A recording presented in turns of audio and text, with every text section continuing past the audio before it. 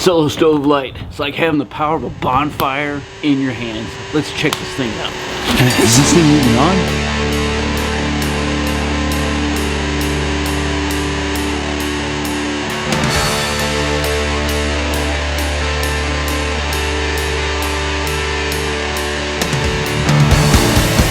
Alright, welcome back to the channel, friends. As always, it is really good to see you. So Stoker here, and today we're going to be looking at the Solo Stove Lite. You're going to be using this thing for the very first time.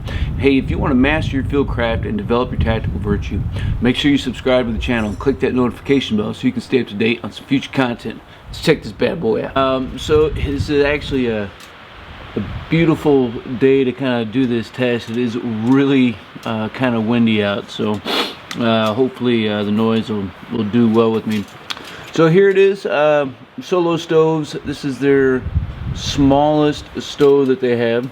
They all work pretty much the same way, whether or not you got a big fire pit one or a small one that'll fit in your backpack. And so it's a take on a gasification stove that we'd use for alcohol, in the way that it uses air.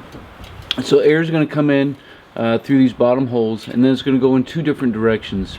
The first direction is it's going to come up through the bottom to help feed the fire itself, but the second place it's going to come out is going to come out right here, and so warm air is going to come out through these holes, and it's going to help make the fuel or the fire that much more efficient.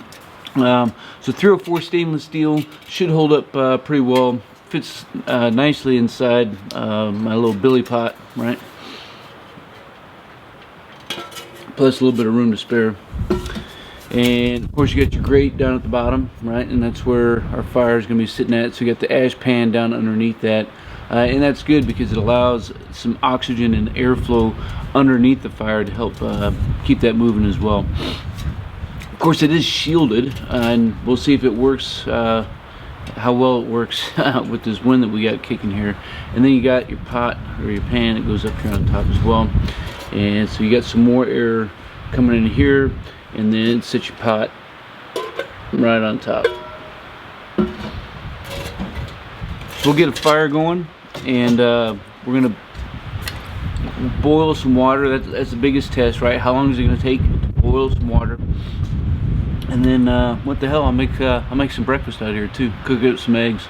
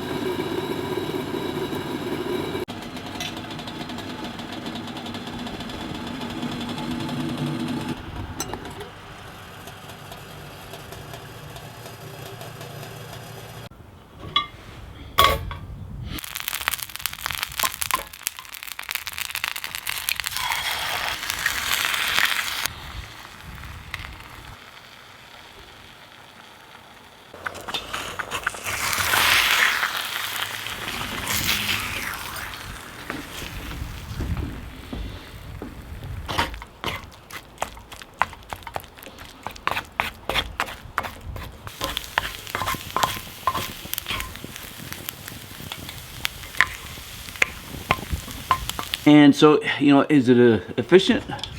Makes it efficient as cooking on a small fire, right? But it does work. Took a little bit longer to boil water, you know, than maybe it would have with another stove. But it does work, and it is effective. I'm just gonna finish up my eggs here, and we'll get this going. So, you know, it is a little bit more intentional means of cooking. You know, it slows you down a little bit. Everybody's always trying to be in the rat race. You know, how fast can I get everything done? You know, with a stove like this, you know, it's not what is going to happen. It's going to slow you down a little bit, but ultimately I think that's not a bad thing. Obviously it'll save some costs on not having to buy some extra fuel.